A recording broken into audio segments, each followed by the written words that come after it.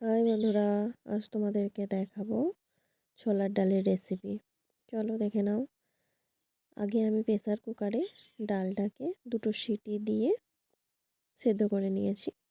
তারপরে তেলটা একটু গরম হয়ে আসলে তেলে আমি দিয়ে দেব তেজপাতা, লঙ্কা আর জিরে। ওগুলোকে ভেজে নেবো ভালো করে।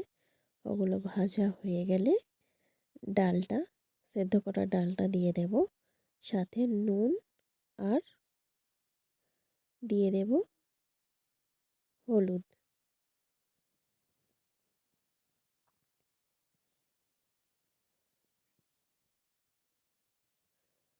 ও জলটা একটু ফুটে গেলে দিয়ে দেব পরিমাণ মতো একটু চিনি। আমার ডাল হয়ে গেছে। যদি ভালো লাগে রেসিপিটা লাইক, কমেন্ট এবং চ্যানেলটাকে সাবস্ক্রাইব করে দিও। বাই।